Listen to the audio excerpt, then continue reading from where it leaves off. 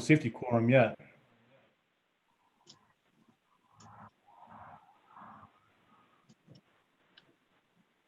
I thought I saw Keith Kelly on just a few minutes ago. Dorothy Red is on. All right. Dorothy Red. Oh, Keith isn't on our committee, is he? No. Aaron Booker. I am not. And Mr. Zintak isn't officially on yet, correct? I thought I saw him on. Yeah, Mr. Zintek has not yet been sworn in. He does have committee assignments, but not for tonight. Tim Neighbors on? Is he on the committee? I can't remember. Yes, And, I'm here. all right, I believe we have enough for a quorum now. So I've got the time as 5:34 p.m. on the 17th of June. This is the Winnebago County Board Public Safety Committee meeting. We'll do a roll call. Aaron Booker, Angie Goro, Dorothy Red, Daniel Fellers, and I do see Mr. Kelly connecting in there. I don't believe he's on our committee, is he? I don't think so. No. Oh, it's Fred Westcott and John Butita and Paul Arena. Okay, at this time, I'll ask if there's any members of the public that would like to give a statement at this time. Hearing none, we will move on, and the only item on the agenda is discussion or forum or question and answer regarding our local police use of force policies, protocols, accreditation. We do have the Chief Deputy Saganek from the Winnebago County Sheriff's Department and Deputy Chief Don Gasparini Jr. From the Sheriff's Department. Mr. Chairman.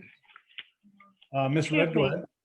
Yes, ma'am. Excuse me. I'm looking at the agenda here. Are we approving the minutes before you go into that? You did the roll call, but you didn't approve the minutes. All right. I have a question because April 18 minutes have me counted as absent. I was not absent, so that needs to be corrected.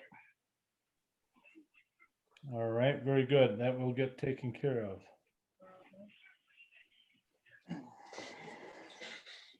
So I'll make a motion to approve the minutes of that meeting. So Yeah. moved. Point of order, Mr. Chairman. Which one? Which? Point of order, Mr. March? Chairman. Mrs. Red has asked that the minutes be adjusted. You'll need to make an approval to approve the amended minutes. For April 16th. For April 16th. Yes. All right. So making a motion to amend the minutes of April 18th to reflect. 16th. April 16th. If everyone would just bear with me, I just ran in the door and lit up my computer as I walked in here. So I'm still trying to get caught up here. So yes, I do appreciate everyone. I stand corrected. So I'm looking for a motion to amend the minutes of the April 16th meeting of the Public Safety Committee. So moved. Got a motion by Ms. Red. Second by Mr. Second. Feller. All those in favor of amending the minutes of April 16th, say aye. Aye. Aye. Aye. Any opposed? The amendment passes. All right, looking for a motion to approve. Are there other minutes here? I'm still trying to get caught up here.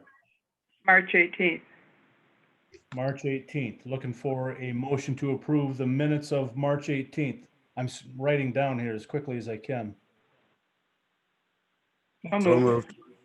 All right, I got a motion by Ms. Gorel and seconded by Mr. Fellers. Motion to approve those minutes, say aye. Aye. Aye. Aye. Any opposed? Motion carries. Help me out. What's next?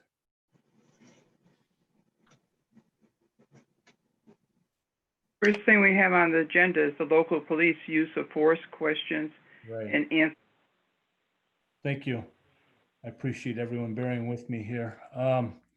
All right, so again, we do have two representatives, Chief Deputy and Deputy Chief from the Sheriff's Department.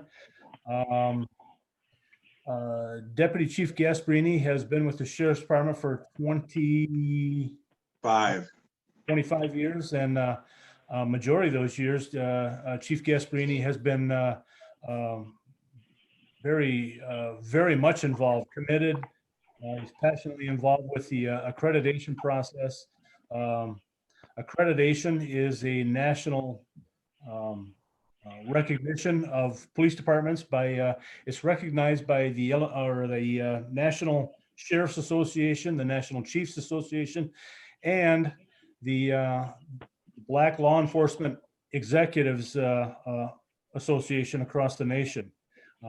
It's a set of rules, and standards, and protocols and policies. It's a very strict set of standards that departments must meet in order to qualify for it. And then there's an annual inspection of such. So I've been watching the president's and our federal government police reforms in light of based on the current events, very serious current events that are going on, and one just happened again the other day.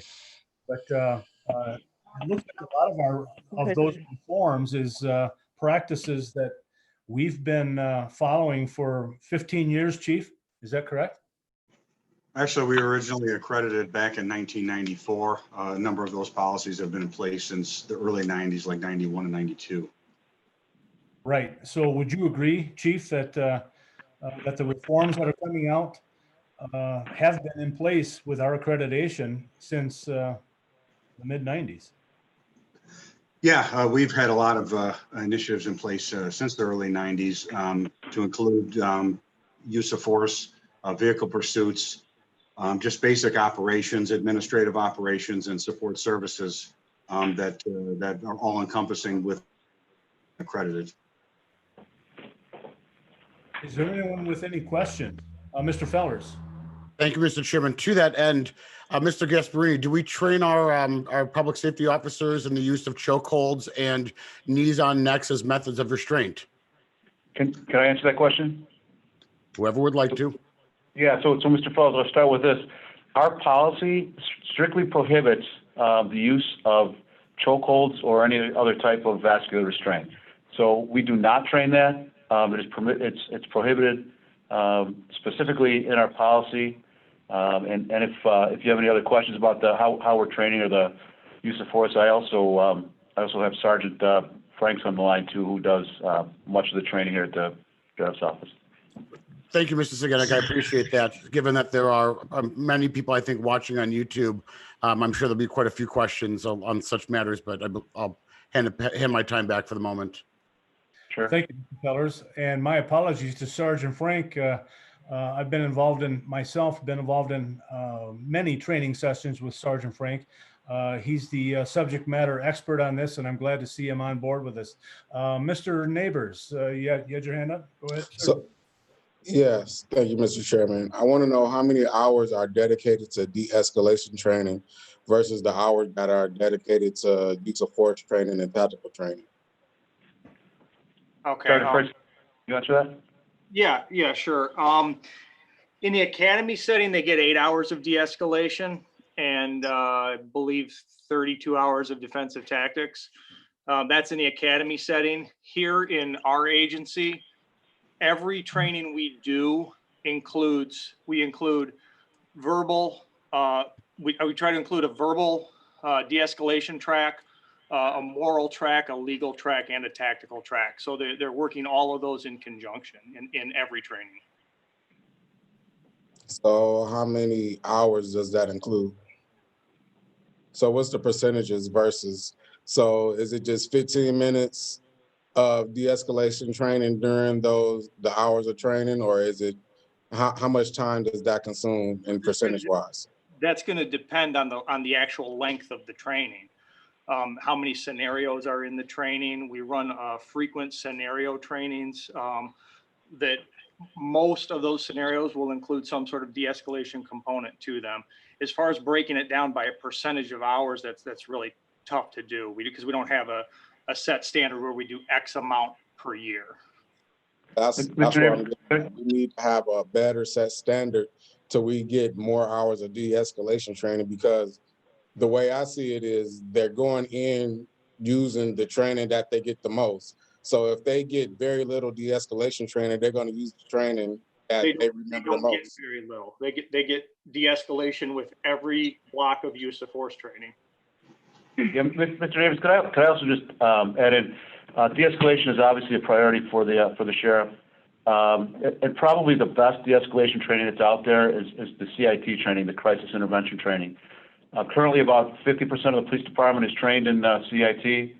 One of the issues we have here at the sheriff's office is that we haven't been given specifically a training budget.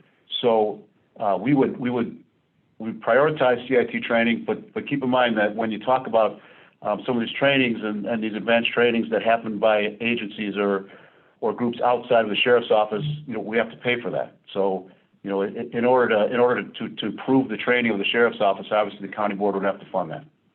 And also the sheriff could choose to, instead of funding to change everybody's uniform to where they have to pay everybody uniform out of the budget, they could increase the training, because when you change everybody's uniform, you have to pay for each officer to get a new uniform. And so the priority was to make the way I see it was the priority was to make the county sheriffs look like bullies and go into the all black versus the light blue. And then, we already had an incident where the county looked like bullies with the skull emblem that the sheriff had enacted, and then going to the all black cars. So the way I see it is we automatically come out the door looking aggressive with the way the sheriff tried to change the way the image of the sheriff's department in that itself. And that cost the county way more money just to change that image, where he could have used it on better training for his officers. The other question is, how much training do they get on cultural diversity? I'm sorry, what was the question? How much training do the officers get on cultural diversity? Oh, Sergeant Frank could answer this, but there's required training mandated by the Illinois Training Standard Boards every year. There's minimum amount of training on that. Actually, I believe it's a 3-year cycle on that. Again, there's outstanding training on implicit bias training. I'm actually I'm a trainer for the implicit bias. However, unfortunately, because of the licensing company that I was certified through, I could only train at the police department I was trained at. But again, you talk about there is outstanding training out there. It is a priority for the sheriff to get that training, but it's outside training. It's training given by people outside of the Winnebago County Sheriff's Office. So with the Winnebago County Sheriff, the way hiring is now is very little diversity in the sheriff's department. And I understand you're trying to get that diversity there, but with the lack of that diversity, I see that the sheriff needs to emphasize cultural diversity, because we could go, say the police officers go on a call and, they're coming from the counties of, they're coming from the outskirts of the city of Rockford, where they're used to, they may have Jamal on the football team. He's a different type of person than the inner city Jamal.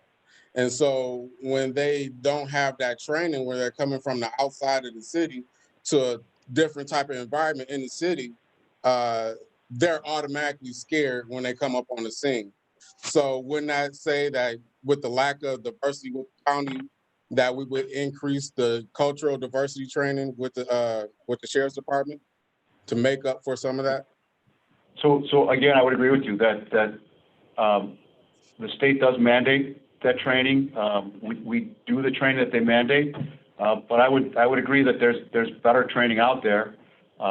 Again, the bias-based policing training that I've been through is phenomenal training. It's good for all the police officers, all the correction officers. We should all have it, but it's not, it's not free. And so if this is training that the board would like to see us get, I'd be happy to arrange that. It's a funding issue. We have to be funded to do it. But when you say you have to be funded to do it, I would argue that the police department is already funded to do it. It's just where you all put your priorities, because when the sheriff just came on, he changed all the officers' guns. So his priority was upgrade the guns versus upgrade the training.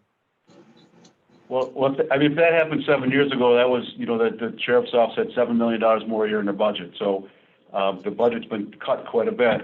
So now we're at a point where really what we're doing is funding the officers that we have. So I'm sure you're aware, we're going to come out, even where we're at now, on a shortage this year. So if this is, again, I couldn't agree with you more. It's great training. And we would love to train our officers up to the absolute best training that there is out there. Our officers are well trained.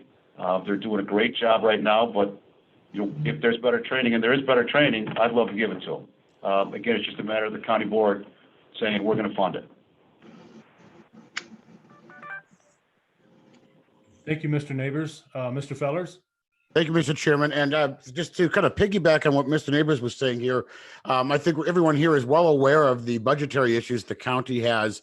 The sheriff's office continues to spend more than we give them, continue to spend more in overtime, and yet things like number of public safety deputies has yet to change. We've yet to see anything that's going to truly cut costs so that we can afford these things. What kind of changes would you, Mr. Segenik or Chief Segenik, recommend so that we can add this level of training and still operate within the budget? Because as you're aware, we do have a limited number of funds. It's not as if this county board is holding money back, right? Every other department is cut to the bone as well. So how do we solve this? Well, again, it's easy. Give us more money. But the point, sorry, Mr. Segenik, but the point is that we don't have the money to give you, right? Unless we want to bankrupt the county, right? We have a limited amount of funds that come in each year, and budget is going to be down this year because of the COVID-19 pandemic than it was over the last few years. And if you think about over the last few years, we've been at peak economic output in this region, and yet we've still been unable to fund every department at the level that they wish to be at, let alone the sheriff's department, let alone the jail, let alone the zoning and permits divisions.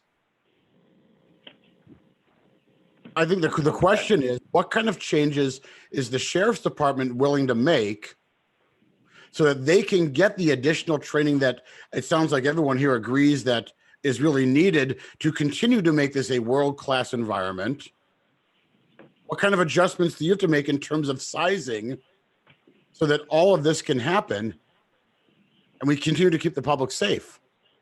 Well, that's honestly, Mr. Fuller, you're getting a whole different discussion if you want to talk about funding, because there is, you talk about if you cut this, you cut service, right? So the more you cut funding, the more you cut service, and so that really, that's a discussion for another time, I would think. But if you want to have, if you want a discussion later time, really the decision becomes, what services does the county board want to cut when they start cutting money out of the police department? I think, and just to follow up with that, I think this is actually exactly about this conversation, because we've heard the terms thrown around, by people, defund the police, reform the police, reorganize the police. And that's really what this is about. It's about looking at budgets and making sure money is being pushed to the right areas, whether that's better training, as Mr. Neighbor says, as diversity training, as better de-escalation training, or that's instead of having 125, deputies, it's having 80 deputies and 30 community safety members who are experienced and trained in mental health intervention and in homeless intervention and things that can, instead of acting as a show of force, acting as servants of the people that they are here to commit. Because I think we all know 40%, something like 40% of all police calls in the area have to do with mental health. Something like 70% of people with mental health issues will have some sort of engagement with the police at some point in their lives because of their mental health issues. Right. And these are the stats that are out there now. But if all we are is simply someone is acting as a response to harm being done rather than proactive and trying to get people the help they need, then we're not really doing our job. And that's what this conversation is about. It's making sure that we have the right funding for our public safety officers, not more funding so we can do more of what we've been doing. And I'll get off my soapbox. Thank you. Yeah, I appreciate that. I appreciate your comments, but I will tell you this. Most of the work the police department does is service oriented. We serve the people of this county. We serve the people of this community over and over and over again. But cutting the number of deputies is not going to improve the service. It's going to make the service worse. It's going to make us cut service that we do to people. Our officers all the time are the first on the scene for medical calls, and then they provide, for heroin addicts. They provide the Narcan during overdoses. They save many, many lives. They're the first on the accident scenes, and they provide medical attention and rescue. And this is the kind of service that they provide all the time. These are the kind of things our police officers have done. And so cutting the number of police officers is not going to improve the service. Now, if you want to talk about the co-responder model, I will tell you this. I started the co-responder model at the Elgin Police Department. I could not agree with you more that putting mental health workers with police officers is going to solve that problem. As someone who has specifically supervised social services and started a unit that put mental health workers with police officers responding to calls, I can tell you that social workers do not want to respond to these calls by themselves. They want to be there with the police. They want to know that the police officers are keeping them safe. Along those lines, prior to all this happening, we have met with local mental health providers and are trying to work out a model where we can get social workers, mental health workers working with police officers and responding to calls. So this is something that the sheriff prioritized and was working on well before this current this environment we're in. Thank you, Chief. Thank you, Mr. Fellers. I've got Mr. Chairman. Ms. Gorel. I've got Mr. McDonald first, and then Chairman Haney, and then I've got you after Chairman Haney, Ms. Gorel. And George Red would like to comment after Ms. Gorel. Okay, got it. All right, Mr. McDonald. Thank you, Mr. Chairman, for allowing me to speak, even though I'm not on your committee. The way tonight's meeting has gotten off so far, I feel it's being really accusatory. The Sheriff's Department already alleging that they've done wrong. I would like to take a step back anyways. I ran with North Park Fire Department for 14 years as a volunteer firefighter. I've literally been on thousands of calls with the Sheriff's Department. Never once has I ever witnessed any deputy in Machesney Park making slight comments or doing anything in any type of protected class, whether it's race, sex, whatever. The deputies that I've worked with on the streets, as myself being a firefighter, but they've been very professional in the streets. Now, I'm not going to say that every interaction that the county deputies have with the public is perfect. Obviously, I haven't been on every one, and I'm sure Mr. Neighbors has a terrific point. I'm sure there's room for improvement, but I'm not going to come out and right away and say, hey, everything we're doing is completely wrong. What can we do to fix that? So I just want to compliment you. I've never had a bad interaction. I've seen thousands, literally, of interactions with deputies on medical calls, car accidents, shootings, domestic batteries. The deputies that I've been involved with have always been very professional. And one thing I had noticed, and I was wondering if maybe you could speak a little bit to it, either Chief Saganek or Gasparini, is the public in general has become much more aggravated and short-tempered with law enforcement and fire and EMS for that matter as well. So with the general public getting to be more short-tempered, are there any different tactics or any different ways you approach domestics or other calls that there potentially could be violence? The fact that people seem to be so quick to go to violence anymore? Chief Saganek or Gasparini? Again, we talk about like domestics. I mean, they're really you have to approach domestic by dealing with meeting with the people that are involved in domestic separated parties. Nothing has really changed there, but I will tell you that with this environment, we're very aware at the sheriff's office. We're very sensitive to how how members of the community feel. And so we're reaching out. We're willing to talk and meet with any groups from the community. We're willing to hear from anybody that wants to sit down with us. We're open to anybody that has an idea on how we can improve the sheriff's office. The sheriff is very committed to open communication. Anybody who wants to sit at the table and has an idea on how we can do things better, we'll meet with them, we'll talk to them. Anybody. Thank you, Chief. May I Chairman. follow up, Mr. Booker?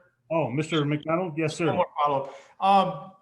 If I understand right, body cameras are very much more coming into, are we in full service or nearly full service with body cameras? And if so, how has that changed our policies regarding use of force? So a couple questions in there. So we are now, as of today, the corrections officers are now wearing body cameras. All correction officers have them. And then as of last Thursday, all the patrol officers, all uniform patrol had body cameras. So that is, I mean, that again, that's something that the sheriff came up with and worked with the board with, and you worked cooperatively and found a way to fund that really important program. And now, again, this was something a year ago that the sheriff was thinking about, and now we're in this environment that we're in, and we're going to have body cameras, and people will be able to understand that body camera exists to, for accountability and transparency purposes. As far as talking about the use of force policy, first of all, the use of force policy is a high liability policy. It is reviewed annually. But I will tell you that one of the first things the sheriff did under this, when he saw what was happening, around the country was order that we review the use of force policy, that the use of force policy is current, and is in fact, in line with what the best practices are. So we are in the process of reviewing that policy now. Our thought was, we've been talking about ways to get some public input into the use of force policy. One of our thoughts was to after we review it, was give the policy to the Public Safety Committee to get their input as well, and then move forward there. And then also understand that the use of force policy, because it's a high liability policy, is also reviewed by our attorneys before it goes into effect. Thank you, Chief. Chairman Haney. Yes, thank you, Mr. Booker. Regarding use of force, Chief Saganek, I'm going to ask a really dumb question. What is considered like force? What are examples of your deputies actually doing something besides firing a gun? That would be use of force, a physical altercation. What help me understand as a layman, like how broad is the term using force even? It can't just be putting somebody in handcuffs. That's not really an incident. There are agencies that consider putting a person in handcuffs use of force.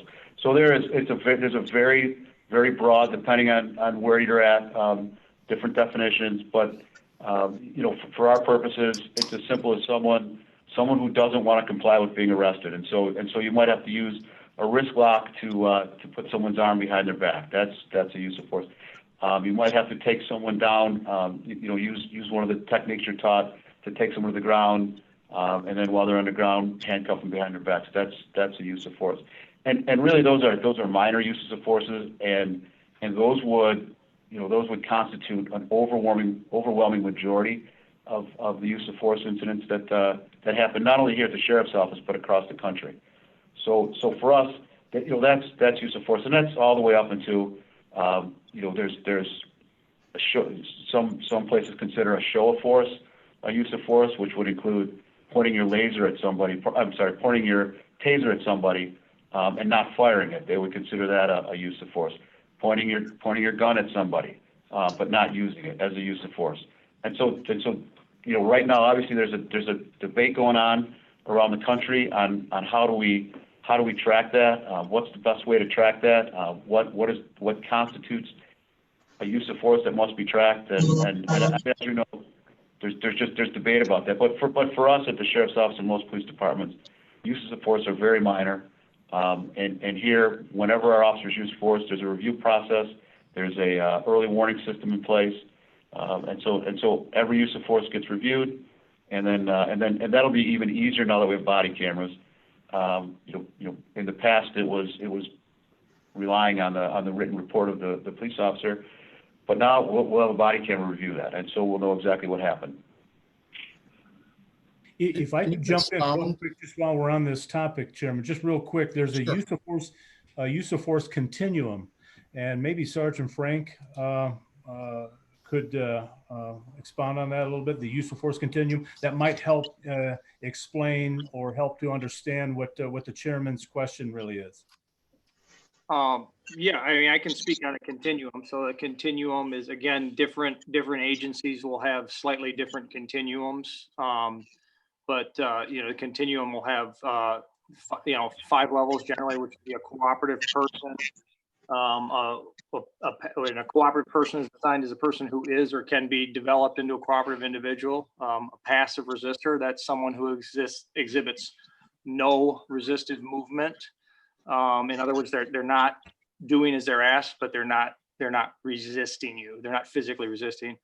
An active resistor is just like it sounds. There is active physical resistance. An aggressive assailant is someone who is no longer resisting, but actually attacking.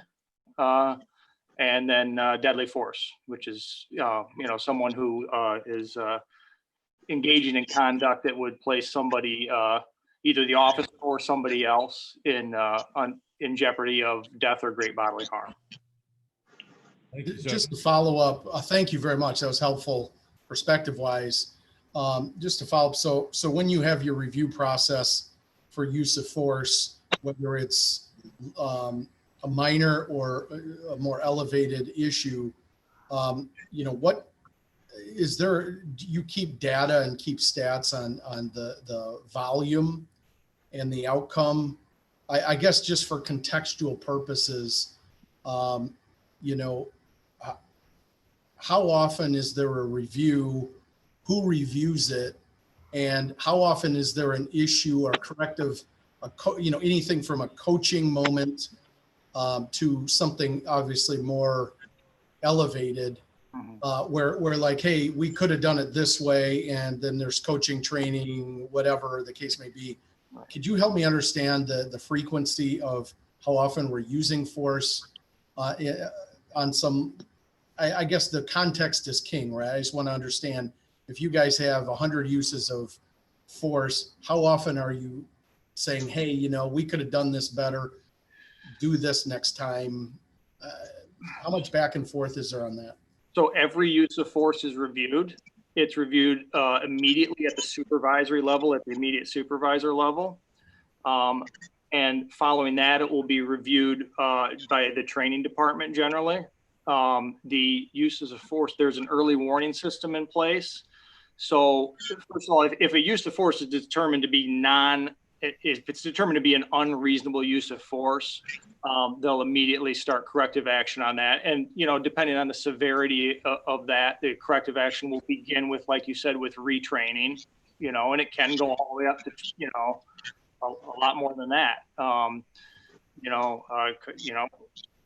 In terms of the early warning system, correct me if I'm wrong, Chief Gasparini, but I think it's 8 times if an officer is involved in, I believe, 8 uses of force in a 12-month time period, justified or not, 8 uses of force at all, we conduct a review on that officer to make sure that they are not somebody that is developing a pattern of utilizing force. And that's whether the uses of force are justified or not. Obviously, an unjustified use of force is immediately addressed, but even if somebody has 8 justified uses of force, that will be something that we will address at this point in time. That's very helpful. So then on, like you Can I follow up to that, Chairman Haney? Oh, sure. Sorry, go ahead. Can I follow up? I want to follow up with that. Just as Sergeant Frank said, I believe the number is 8 also, but we did not have any officers that hit that threshold last year. We also have, as your other question was, do we compile annual statistics? We do. There's a annual use of force report that's compiled, and it's a clear requirement that we do that. The number for 2019 was 111 uses of force. And so it's, I mean, it's a very low number when you talk in terms of, we had close to 85,000 calls for service last year. We used force 111 times. And those were all very relatively minor uses of force. We also track if injuries or minor injuries happen to either suspects or officers. And again, there was only a couple instances, and nobody had serious injury. So That's great context. I would just say the more we work together collectively to share, because you have all that good information there, and Mr. Booker has offered that as we go forward, like even sharing stuff like that on a somewhat regular basis, or working with our crime commission, which is a citizen-led group, to show that. I think that really helps a layman like myself understand certain aspects of things, that the more clarity, the better for everybody. My last question for now, I do have a follow-up on recruitment later, but for now, when your policies and procedures, I know like in the Winnebago County Code, it's all on our website and it's a matter of public record. I'm not naive enough to suggest that everything you do should be public, because some strategy you probably don't want out on the street. I don't know where that line is. Where is the line in your department with policies and procedures that should be a matter of public? The average citizen has access to it, versus police strategy, which, if you shared it, that wouldn't make any sense. So how do you walk that line? sure. And again, I won't disagree with you. I believe that shall be public information. There are some things, that we can't put out there, policies that explain how we respond to a robbery or, to some other in progress event. We can't, for obvious safety reasons, we can't put that out there. But I don't disagree with you that we should make our policies available for the public to see. And that's something we're willing to look at and figure out how we can do that and make that happen. And again, along those same lines, if we can come up with some kind of dashboard of information. I'm not afraid of putting the use of force information out there publicly either. If we can figure out a way to do that with some of our community partners, with our IT department, I'm happy to put that information out there, because it's all public information, and the sheriff is committed to be as transparent as possible. Thank you very much. All right, thank you. I've got Miss Gorel. Can I just piggyback on that real quick? Oh, hold on, Miss Gorel. Sergeant Frank, go ahead. To the chairman and really to anyone on the board for that matter, I have no problem and actually encourage. I've had this in the past. Invited board members to training, and as far as I'm concerned, and I'm sure Chief will correct me if I'm speaking out of line here, but as far as I'm concerned, any board member is welcome to attend any training we've got. If you have questions about what we're doing, please come and see it. Come and see what we're doing, and and we're more than happy to open that up, for anyone on the board to see. Thank you, Sergeant Frank. Thank you. Gorel. Well, I have a lot of things. Another hour. First of all, because the sheriff's department interacts with the city of Rockford all the time, where I live, I see it constantly. When there's a bug dust in my neighborhood, I see both the sheriff's department and the county out in the street in front of me. So how often can we get together with both the city and the sheriff's department to make sure we coordinate how we do business? I, one night, was gone. My granddaughter was here, and I came home, and she was up. Why? Because my house is surrounded by both sheriff and the city cops, and they were actually at the wrong address. How many times do you recheck the addresses before you go out? This is scary. Let me tell you, I thought when I got home, she was a basket case. And the only thing that saved us from having further problems, I have a daughter that lives doors down, and she came up and said, "What are you doing here? What's the matter?" And when the city cop said what was the matter, And he says, and what's it of your business? And she says, that's my mother's house. Yeah, and they said, yeah, who's your mother? And she said, Angie Gorel. And they turned around and one of the officers says, oh, he says, is that Dick and Angie Gorel? Yes. He says, we got the wrong address. This happens a whole lot of wrong addresses. We've seen it with the sheriff's department. We've seen it with the city. We have to be able to coordinate a little bit better. The other thing is also have who have had relatives picked up because the fact they were drunk. They weren't drunk. They were having a diabetic seizure.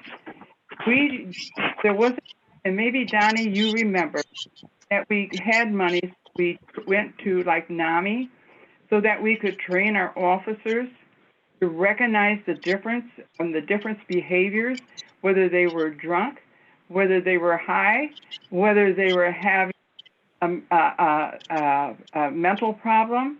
Maybe they didn't take their drugs that day and they're bipolar and acting out. How many of our officers are trained to do that? They probably aren't because they're officers. And so we're doing our officers also an injustice by putting them on the street without the proper training of who they are dealing with on the street. And Aaron, you're saying no? Well, I disagree that we're putting officers on the street without the proper training. Long term, because, Honey, I heard you say that in '94 you got credited. Is that correct? Yes, that's correct. How many years ago was it? 25 years ago? Have we been accredited since then? Absolutely. Have we changed our policies? Have we been updating things? You know, our world is changing. We're not dealing with the same people we did 25 years ago. And because of that, we also have to, I know Don's been around for a while, but the rest of you haven't been there that long. And so I know he's been exposed to probably a little bit more than some of you have of what's happened here locally. But I truly would like to have us all sit down at a round table. I want us to be discussing this. Are we spending our money in the right places? Should our officers be more educated on behavior, mental health, and whatever else goes with it? Should we be spending more money there? How do we handle this? I was listening to a program today, or I think it's Los Angeles, I'm not going to say for sure, I think it's Los Angeles, that what they have done now is have teams of people who are not officers go out and do some investigation on some of these, especially with the violence, going out and seeing what the real problem is before officers are actually called in, or one officer would stand in the background to be sure they were protected. We have to start doing things a whole new different way. And the only way we're going to do that is we can't just keep putting money out there. We have to get the best use of our money that we possibly can. And we're going to have to look at a lot of different things. Donnie, what are you saying? No, I just wanted to make sure I followed up with your comment. As far as our accreditation goes, yes, we were originally accredited in 1994. At that time, the process was every 3 years that we had assessors come in and have our files reviewed. It's now actually turned into an annual process where they review all of our files, policies, and procedures. And then every 4 years, we actually have an assessment team come here. So, and to speak on our policies and procedures, if they're being current, yes, we're constantly reviewing our policies and procedures to make sure that they're falling in line with best practices and doing the right thing. As far as some of those trainings that you talked about, yeah, you are correct. Obviously, it's not my place to get into the discussion about cost and the cost of training. And sure, we always need more training and want more training. But I'd be one of those people that are willing to sit down and discuss some of those things, because, you know, there are ways that we have actually provided training at no cost. We do have some of the mental health providers, we've had them come in, even just come to like a roll call, which, you know, they maybe a 15-20 minute talk about, you know, some of the things to help us identify some of those problems. We've done that over the years, and I encourage that. And if you know of agencies or people that could come in and help us provide that type of training, even in a roll call setting, because that way we don't incur the cost of manpower to pay overtime to have these people come in and get the training. I'd love to sit down and I talk with you and discuss those things. Why any one of our providers would not come and speak with you if you just gave them an invite to come and talk for 15 minutes or we also have to protect our first responders. That's our problem too. We need to protect you. I don't want to send you into a real hostile situation. In our jail, we have hostile situations because we are not a mental institute. And I recognize that. And this is something that we truly need to work on. And how, and we're only going to do that by us all sitting down and talking together so that we can get these things done, so that not only is the public protected, but so are our first responders. Where would we be without you? But in the same token, I don't want you profiling my grandkids. So, we have to come to a medium happiness in there someplace and stop this anger. And we can only do that if we work with one another the way we are supposed to. And I do hope we can get together and that that this committee will get, we can get 10 people. The city needs to be with us on this. You can't do it, they can't do it, but together, I hope we can do that and probably stop some of this anger that's going on out there with not only our officers, but with our public. I've never seen so much anger in all my life. And I'm sorry, but you guys need to be protected just like the public does. I can't think of anything else at this time. Thank you. Thank you, Ms. Gorel. Before I get to Ms. Red, who's next, I would like to jump in and briefly add that I started enforcing the law back in 1979. So through 4 decades, the 70s, 80s, 90s, and 2000s, I was enforcing the law. And it seemed like whenever anything happened nationally, there seemed to be training. Back during the Rodney King event, I remember distinctly going in for use of force training, baton training and such. Batons aren't used anymore, but that's what happened back then. Then there was the racial profiling issue that came up. So we modified the traffic tickets to track how officers were stopping citizens, whether they were white, black, Hispanic, or Asian. So it seems like throughout my career, we had to adjust and receive training based on what was going on nationally. And that's a good thing. That's a good thing. There's always room for improvement. And with the current events right now, yes, can we make improvement? Are there things that we can do? We've got to look at it, absolutely. But I think the public needs to be educated because police are trained. Every quarter, they're trained with something. The county deputies are trained with the Rockford City on hand-to-hand use of force tactics and such. Sergeant Frank can attest to that we train with Rockford City so that we're all on the same page. But when I watch social media and I see things like, as of today, I see where the citizens say, well, why didn't they just shoot him in the leg? Well, the public doesn't know that we're not allowed to shoot in the leg. We can't shoot in the arm. That's not allowed. It's illegal, and an officer can be fired. Well, if he were to testify, well, I was aiming for his leg. You can get in a lot of trouble for that. Officers are not allowed to do stuff like that. So what I'm seeing is a lack of, I don't want to say a lack of education, but it's a lack of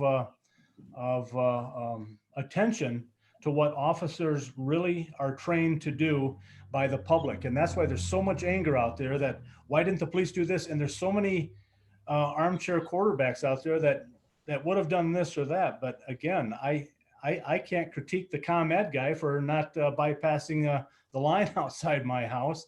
And without the public not knowing, or I don't want to say this because people will take that the wrong way, but the public not knowing what the police are trained to do on an annual basis. Crisis intervention.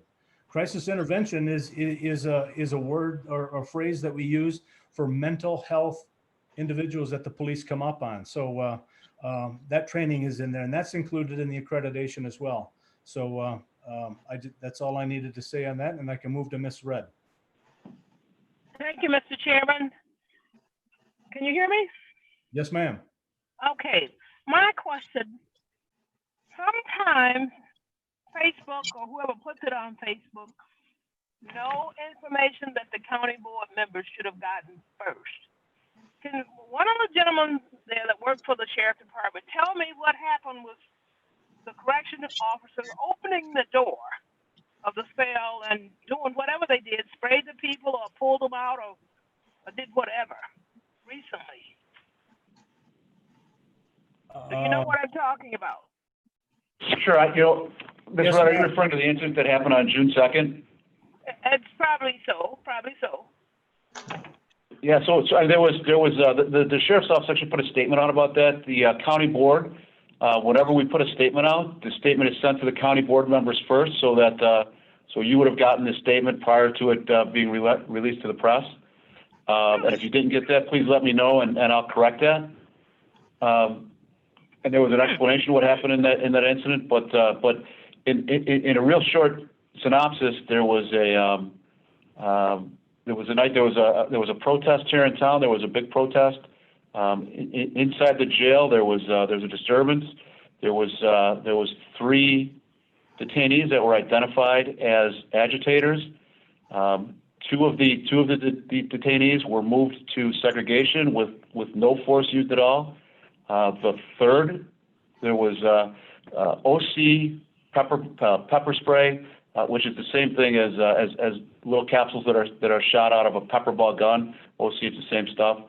In this case, there was 3 pepper balls shot under the door into this detainee cell, and then he was removed from his cell with very little resistance. There was some force used. The incident was documented, by the officers involved. Nobody was injured. Neither corrections officers or inmates were injured at all. The detainee who we did use some OC pepper balls on was immediately given medical attention, and then cleared, and then put in segregation for the rest of the night. So it was really a minor incident. I think that the social media accounts got way blown out of proportion, which again tends to happen. So I think there's a saying we say for a long time: everything that's online is not necessarily true or based in fact. So in this case, the accounts that were on social media were not accurate. Were absolutely false. I see. Okay. What I would like to see the sheriff's department do, and I'm going to make a motion. I hope I can get a second. The community needs to be heard. So I'm going to make a motion that the sheriff's department participate in a forum and invite the community leaders. I see the city doing it, but I don't see the county doing it. And that needs to be done. So as soon as possible, this needs to be done so that we can involve all of the citizens. Can I get a second from someone? To clarify, Mrs. Wright, I think you need to make a motion asking the committee, if the committee would ask the sheriff's department to make themselves available to a public forum to discuss such matters. Exactly. And I would second that motion. Okay, I'd like to make a motion that the sheriff's department make themselves available for a committee forum that involves the public. Okay, I've got a motion in the committee for the sheriff to participate in the community forum. I got a second by Mr. Can I Goro. speak, Mr. Booker? Mr. Fellers. Seconded. Okay, Chief Saganek, something to add? Yeah, Ms. Reddy, I just want to tell you that we would absolutely do that without the motion. We have no problem at all.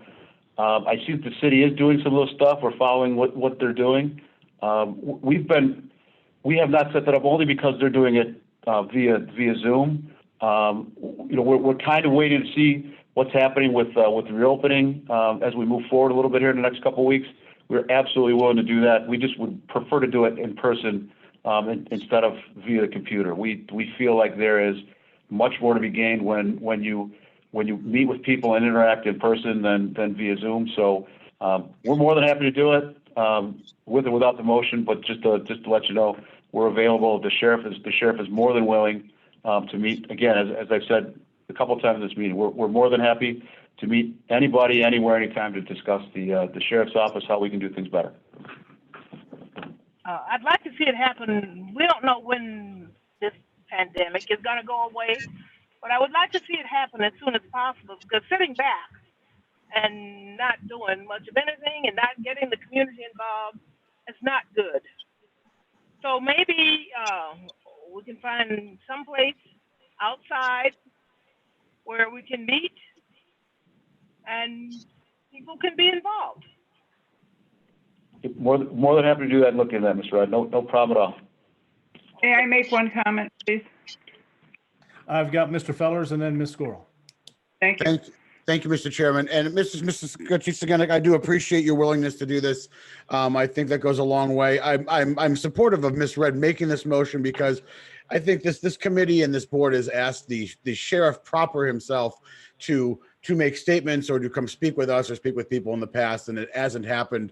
And so in this case, a forceful motion by this committee might be necessary to put into the public record that we are requesting this. But I do appreciate your willingness, and we look forward to for this to take place. Thank you, Mr. Fellers. Ms. Squirrel? I would like this to be community leaders that come. I don't want it to be a bashing session where everybody's screaming, hollering, and carrying on. I want it organized, because only if it's organized can we learn. And I'm sure if we have a lot of if we invite we would have to do invitations to our community leaders, that we would have a better understanding of what's going on in their private communities and can bring that forward and discuss it within reason. But in fact, right now, I know a couple of things that are set up, and I'm not going to go to them even if they're in my district, because it's going to be turned out to be everybody bashing our officers, and I can't be part of that. I agree, Ms. Squirrel. Mr. Neighbors, and then I'll get to State's Attorney Hyde Ross. You're on mute, Mr. Neighbors. Thank you, Mr. Chairman. Sorry about that. I just want to say earlier, I didn't want to make it seem like I was just bashing the officers. You know, I appreciate the officers that we have and the work that they do. And I've served on the grand jury before, and I know Winnebago County has a lot of work to do with its citizens as well. And, you know, there's a lot of hard things that you hear on the grand jury, and knowing that it's a lot of hard things that the officers have to deal with, and, you know, and I commend our officers for dealing with it. But at the same time, I do appreciate that some of the simple things that we could get a hand on would be great to improve the look and the relationship with the community. And, you know, going back to the body cameras, I understand the need for the body cameras, and I understand that you all are working with the policies that are already in place. And I would, you know, beg to say that we need to keep looking at the policies to see if there's any room for improvement, just because the problem is the policies that are already in place. And I kept hearing repeatedly that we do such good with national standards and state standards, but the issue is that those national standards and state standards need to be improved. And so that's not good enough for me to say that we've been doing good. You know, great. Thank God that we haven't had any bad situations like this, too terrible that the county had to, you know, deal with, you know, such as what's going on nationally. And, you know, I don't want to see the county go through anything like that in the future. With the body cameras, I would say with going forward, you know, we have it gives us accountability with the officers, but it also gives us, you know, like what we talked about, qualified immunity. It gives the officer, the body camera also gives the officers reason to receive that qualified immunity with the policies that are put in place. And that's the issue going forward, because that qualified immunity that the officers receive will be qualified by the body cameras. And that's one of the biggest fears that the public has, going forward is like we get body cameras, but the body cameras not necessarily going to help the public in general because of the qualified immunity that the officers get. And so in saying that, it says that, because I got this body camera, I followed the policies that I was taught. So I'm not saying that you doing anything wrong. I just want you all to keep that in mind. Those policies might not be the best thing going forward, even though we have them and we do a good high standards following those policies. The next thing I've heard from you all are all the physical training that you all receive. And that's great that we get the physical training, but and it's not enough on the tactical training of approaching the situation. I hear, we have tactical training, combat training, and the different trainings that you stated before, but I haven't heard, you say too much on the training of community relations with the officers, and like I said before, I'm not trying to bash the officers, and because I would never want to be a police officer, just listening to the stuff that goes on, the stuff that they have to deal with day to day. But, last week I had an officer, a family pulled over and went up into my driveway, and they had 6 squad cars on. It was an African-American family. They made the the whole entire family, get out the car. And then it led up to where they had the wrong person. But to make that whole entire family get out the car when nothing has happened, they had to leave and had 6 squad cars come and, sit there until the whole family got out the car and they looked up everybody's information. That's embarrassing. That's unacceptable. And then, it's embarrassing to the family. It's embarrassing to me because it was right in front of my house. It looked like it was going that I can't help that. I understand that, it was in front of my house, but it seems like there's be more detective work versus just police on a rampage. And I get it. I understand it because it's a tough world out in Rockford. There was a case where somebody just randomly shot at the police officers while they were at a traffic stop last month. And I understand that makes the police very angry and it's frustrating. So, when O'Shea made that comment, I don't fault him for it because he's frustrated. It was a frustrated comment that he made. And I don't think he should leave the department because he hasn't done anything wrong. He made the comment out of frustration and it's unacceptable, but it's not enough to make him not enough to call for his resignation. And it's a tough world out there, but at the same time, that's what we signed up for when we chose to serve and protect the police, the community. Thank you, Mr. Neighbors. And I would like to thank you all for the tough job that you do at the same time. Thank you. Thank you very much, Mr. Neighbors. As a point of order, we got a motion and a second on the floor. I think we ought to get that through, and then can we continue discussion, or do we after the vote? Yeah. Yes, we can continue discussion. All right, we'll continue discussion. I've got. I'm very happy to have Winnebago County State's Attorney Marilyn Height-Ross with us. I was going to ask her for her views as well. So I'm glad Ms. Height-Ross is here. Mr. Chairman, we should unless if there's no more conversation on the motion made by Mrs. Red, we should probably take action on that and then continue the discussion. That's what I was figuring. Mr. Haney?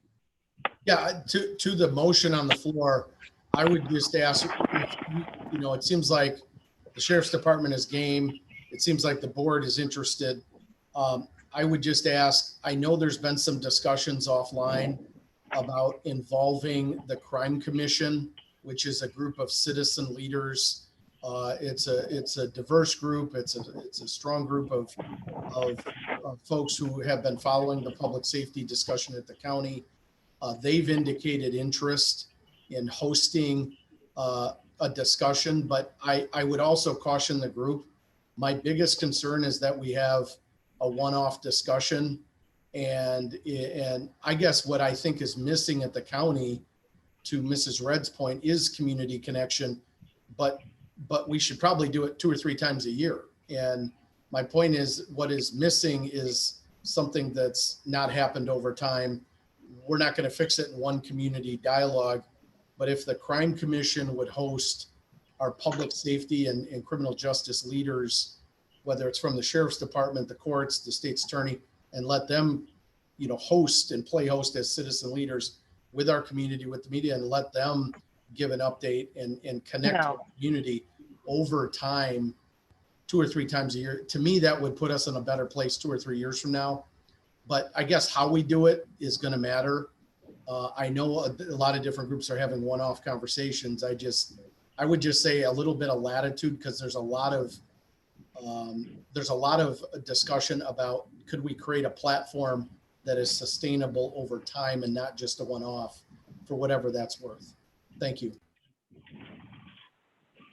All right, I'm jumping over people. Mr. Fellers, do you have something to add to that? Just to Mr. Chair, Mr. Haney, anything that any action taken, by this committee right now via sort of floor motion isn't anything that's specifically binding, and we can certainly create the ground rules and put together a process and invite the right people, for further engagement. So I think that we can continue on with this and I'll hand it back to Mr. Booker if there's no other conversations on this matter. Ms. Height-Ross, did you have anything to add to Ms. Gorel's motion or Ms. Red's motion? Yes, I did. Thank you, Mr. Chairman. I just wanted to add that the state's attorney's office, I, who am chief legal counsel in the county, agree that providing information to the public on the processes would be very beneficial. To Mr. Neighbor's point and to Mrs. Gorel's point, I think there has to be a balancing. I think you have to come up with a plan and a way to identify the bad officers and also to insulate the other officers who might come forward to identify them and protect them. I can tell you that, having been involved in the prosecution of Officer Jason Van Dyke of Chicago Police Department, it was those other officers who were witnesses that really got a brunt of wrath, because they came forward and they cooperated with the prosecution of Officer Jason Van Dyke. And so I think there has to be a balance. Obviously, in any profession, you have the human factor, and there are going to be some individuals who should not be involved in that particular profession. But I believe that we need to support those officers who are on the front lines, who would put their life on the line to come to the aid of a victim in distress, and then have a process and a method of identifying those other officers. But I think there has to be a balance, and you cannot indict entire law enforcement because there are some officers who weren't acting as an officers because they committed heinous crimes. So at that point, they stepped out of that role of an officer and committed those crimes that, in the case of Jason Van Dyke, he was tried and convicted for. And in the case of these other officers that we've seen being streamed throughout the country, they are not reflective, in my opinion, of the majority of police officers. Is there a way to revisit policies? Absolutely. What I would say also to Mr. Neighbor's comment about qualified immunity, I want to be very clear, as state's attorneys throughout the country, when we are reviewing an officer's use of deadly force, we review it through the lens and the cases that the United States Supreme Court has ruled and issued opinions on. So we are ethically bound to review those cases through those guidelines. And if those guidelines are met, we are ethically hampered from filing charges against police officers. But when those officers step outside those boundaries, that's when you see cases filed, such as in the case of Jason Van Dyke, such as in the case of the officers in Minneapolis and the officers in Atlanta, Georgia. So I did want to share that with everyone. And obviously, I am always available to participate in any forum. I actually had the Crime Commission by virtue of my position in the county. So I did want to share that. And thank you, Mr. Chairman, and thank all of the committee members and the board members for your input. And I want to thank the Sheriff's Department for being available to discuss this as well. Thank you very much, Ms. Ross. Mr. Feller. Thank you, Mr. Chairman. And this is a question not directed at sort of the Winnebago County Sheriff's Department, but just as policing in general. And Ms. Ross, you brought this up, and Chief Seganek, I'd love to hear your opinions. You brought up the point of bad cops, of a few bad apples, and we've heard about this. I think the question is, given your experience, how do you create a working environment within a police department, within a sheriff's department, for the good officers to safely and confidently report on those that are bad? I mean, we've heard too many stories nationally where officers with a long history of poor judgment or misuse of force continuing to stay employed and continue to operate, and no one's speaking out. How do you create that environment where the good cops can safely make sure that the bad cops are brought off the force? Do you want me to start? Yeah, go ahead. Go ahead, Chief. Sure. I'll start with this, Mr. Fellers. Police officers don't like bad cops. Nobody likes bad cops more than other cops. What happened in Minneapolis is a classic example of one incident having this huge collective result, right? And police officers understand that when other cops do wrong, it reflects poorly on all of us. This is for the police officers of this department, the police officers I've worked with. This is an honorable profession. We love being police officers, and so we don't want people in our mix that do wrong. And despite because you probably don't hear a lot about it, cops tell on cops all the time.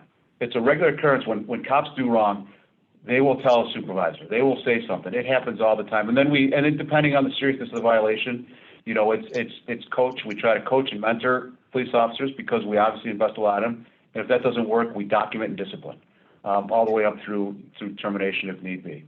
And when you talk about, how do you make that work? Well, it's all about setting a culture, right? And the sheriff here has set a culture of accountability and structure.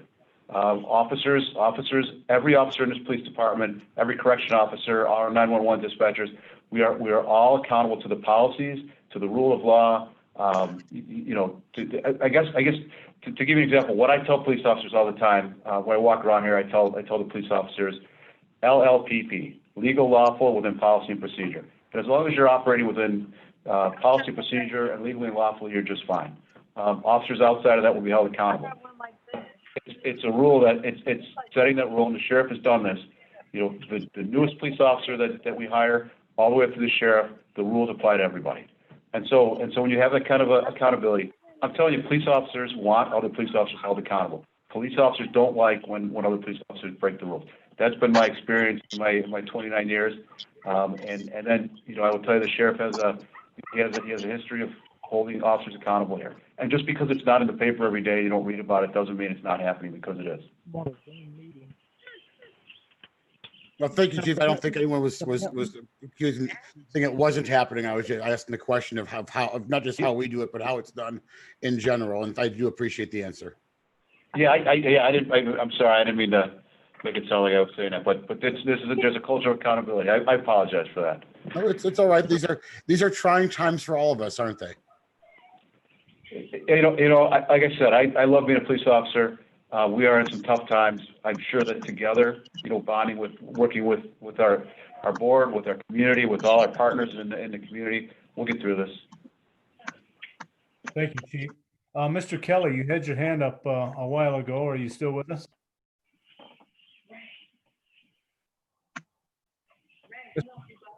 Mr. Kelly, you still there? Well, we should probably take this vote then on this motion. We can get back to Mr. Kelly after this. So we've got a motion for the sheriff to participate in the community forum involving the Winnebago County Crime Commission, hosting discussion. Wait, that's not the way I stated that. We can pull the crime commission in, but that wasn't included in my motion. Okay, Ms. Wright, if you would like to include it in your motion, you can make it, you can simply ask. I don't want it included. I do not want it included in my Okay. motion. okay. All right, we've got a motion on the floor for the sheriff to participate in a community forum. It was seconded by Mr. Fellers. All those in favor say aye. Aye. Aye. Any opposed? Okay, motion carries. I'll make sure that that gets taken care of. Mr. Chairman Haney. Yeah, thank you very much, Mr. Booker. So just to follow up on a different policy, the Integrity Task Force, I've heard that referenced around, I believe, violent incidents. And that is where a department, I guess, calls on a collection of partners or representatives from a collection of agencies. I would imagine the state's attorney, and they review a particular violent incident, like an officer involved shooting, I think is an example. What is the exact role of the state's attorney in that process? I guess would be a question for Marilyn. And then two, how often are we using the Integrity Task Force? Ms. Hite-Ross? Thank you, Mr. Chairman. First of all, the Integrity Task Force is a voluntary contractual agreement between several law enforcement agencies within Winnebago and Boone County. To activate the Integrity Task Force, and the agreement and the policies are posted, I believe, on the Illinois State Police website, but it's also available in my office. To activate the Integrity Task Force, it has to be a request from the head of the law enforcement agency. The task force agreement indicates that they can activate the task force related to officers' use of deadly force, officers shooting. Sometimes there might be an internal investigation, but it's strictly up to the head of that police department. So for example, with the Winnebago County Sheriff's Department, it would be the sheriff who would call to activate the Integrity Task Force. The Integrity Task Force is currently headed by Chief Theo Glover of the Rockford Park District. The Integrity Task Force has to accept. Okay, so it's not automatic. In my example, the sheriff would make a request, and then the task force, now they would accept the case for investigatory purposes only. So all the Integrity Task Force does is conduct the investigation. We established this Integrity Task Force prior to the Integrity Task Force in Cook County investigating officers involved use of deadly force. And so at that time, we did have an incident that occurred in Winnebago County. At that time, law enforcement was investigating their own officers' use of deadly force, other than some of the smaller municipalities who would bring in the sheriff's department. It was my position, along with then State's Attorney Joe Briscato, that you needed an outside agency to investigate these types of incidents. And so we requested the state police and an Integrity Task Force over to investigate that particular incident. And then after that, we came up with a model to have the Winnebago Integrity Task Force. Boone County law enforcement agencies joined years later, and that's why it's now called the Winnebago Boone County Task Force. The state's attorney's role is like it is statutorily. The state's attorney reviews every criminal investigation to determine whether or not criminal charges are warranted based on the evidence. So that is my role with the Integrity Task Force. They do not make the decision. They do the investigation. My office makes the determination. If there's a death involved in an officer using deadly force, It has been historically done in Winnebago County, that case is presented to a Winnebago County grand jury, which is made up of citizens throughout the community. As Mr. Neighbor said, he has served on the grand jury. And basically the evidence is presented to the grand jury with the option of agreeing with the state's attorney's decision or not agreeing with the state's attorney's decision. So again, the decision rests with the state's attorney, but we do present it to the grand jury to see if they concur in the state's attorney's review and decision regarding an officer's use of deadly force. Thank you. That was very good. So the Integrity Task Force in Winnebago County and Boone came in, you said around 2008-ish? It came in actually 2009. Okay. I believe we might have actually signed the documents in 2010, but around that time. I could get the exact date for you, actually. No, that's a good ballpark. Thank you. Has the task force, is it something where they've actually worked on a particular issue like a dozen times in your experience, Marilyn, 100 times?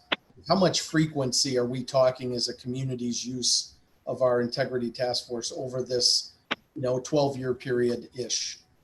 Well, the Integrity Task Force, since their inception and creation, has investigated every officer's use of deadly force. Now, the use of deadly force does not always result in someone dying, but if an officer discharged their weapon, the heads of those departments have activated the Integrity Task Force. Has the task force ever determined in its 12-year existence that there was an inappropriate action? Again, the task force doesn't make that determination. They conduct the investigation.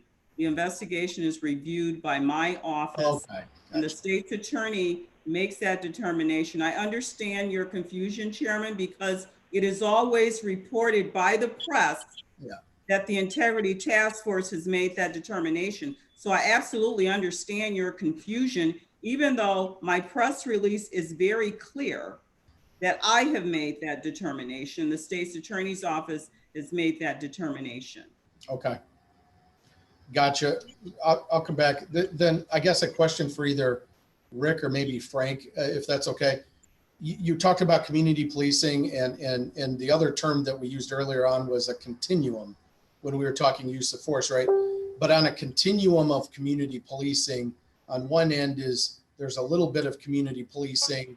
On the other extreme would be all out, fully is all in on community policing as an agency could be.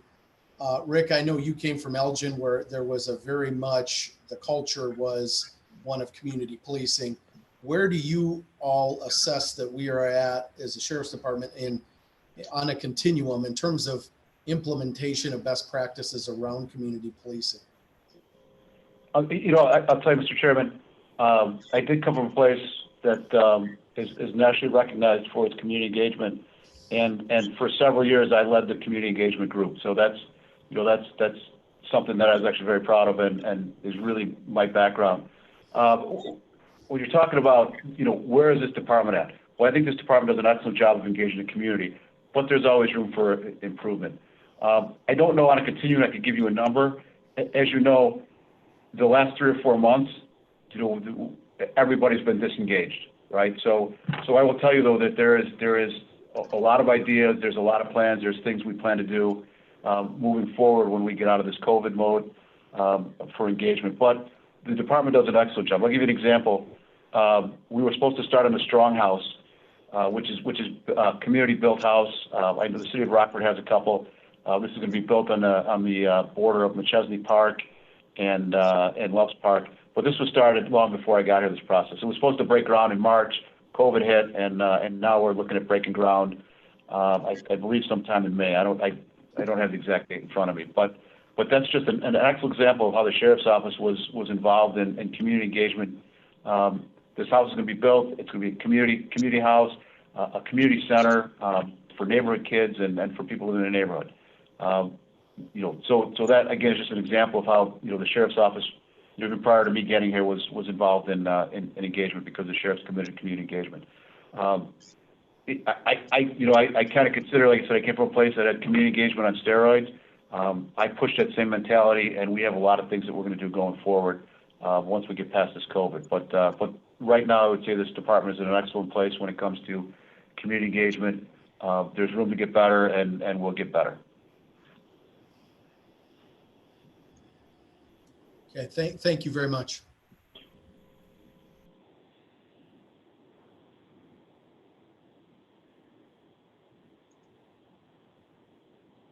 Mr. Booker, you're on mute. Thank you, Chairman. The last thing that I wanted to make sure we covered tonight was the recruitment efforts of minority officers. I know that was a big issue back when I was on, and I've been retired for 8.5 years, and it was had been going on since the 90s. There was a huge recruitment effort of minority officers. Just wondering, Chief, any one of the chiefs, on the current status of recruiting minority officers. Yeah, sure. Again, I will tell you, it is a priority of the sheriff to recruit minority members of the community. Again, you talk about, and I don't want to beat this drum, but you talk about an agency this size for both corrections and law enforcement should have an officer dedicated full time to recruiting. We don't. We can't afford to do that. So the people that do recruiting here are doing it as a second or third responsibility. Having said that, the sheriff has identified recruiting minorities is a high priority, but we only had, the last time we tested for police officers, we only had 26 people show up. That's in terms of real numbers, that is not many people. And so when your pool is only 26 people, there's not a lot to choose from. Now, are there strategies out there? If obviously if we had someone doing it full time, it would be easier. Will we still be able to recruit minority candidates? I think so. The sheriff has put some policies in place going forward. We're going to try to partner with all of the area community colleges, to try to work with their criminal justice programs to bring qualified candidates into the police department. So I can tell you that the sheriff recognizes that the department needs more diversity and that it's a priority for that to happen. Thank you, Chief. Chief Gasparini, did you have your hand up? No, I'll just certainly echo what Chief Saganek said. And in addition, we're in competition with a lot of other police agencies too. So it's unfortunate, even though we may get a candidate and some good candidates to get on our list, but if we don't have positions open to be able to hire, in time, there's times that we lose those good candidates to other agencies.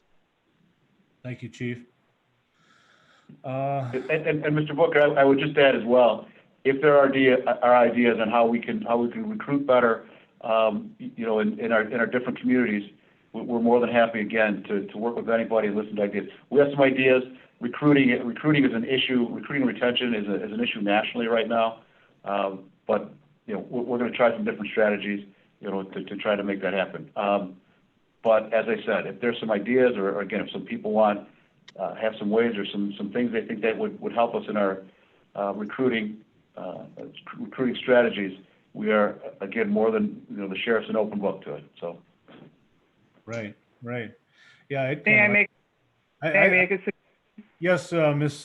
Goro, just a moment. I was just going to add in there real quick. I'd like to see us touch base with some of our high school teachers and, communicate with them and say, hey, can you identify some young people, guys and gals that, have a certain air about them that we would be able to groom for the next 4 years until they turn the age of 21 to kind of follow up with them, stuff like that. I don't know. I'm just pulling stuff out. Ms. Goro? No, and that does happen through the Explorer programs. I mean, we have the high school Explorer program, so that happens. We have officers at Harlem High School and at South Beloit School. Obviously, Rockford has it, but that's exactly what the Explorer program is. Great. Thank you, Chief. Ms. Gorel? I was just going to suggest that we have quite a few retired sheriff deputies. And can't we use them to go out and do recruiting rather than to take one of our deputies off the street? You know, they're always looking for part-time jobs. And to be honest with you, retirement is boring. And so perhaps some of them would like to get, yeah, it is. That's why you're working, Aaron. You know, and perhaps we should be utilizing more of our retired officers or deputies to go out and do these things, even be liaisons. One of the things that when I was chairing the mental health committee for the health department, I had a deputy that was on that committee, which was vital because who else knows more of what's going on in our community than a deputy does? But he got pulled. And that same deputy was going to a lot of the neighborhood groups in the city, and we were trying to get neighborhood groups out of the city into the county, and he was attending those, but they pulled him because they said they couldn't afford to do that. He had to be on the street. So why not go back and look at some of our retired deputies and see if we can't utilize them, because they're the ones with the knowledge to begin with, and if they stay that long to retire, then they've also have a commitment to be an officer.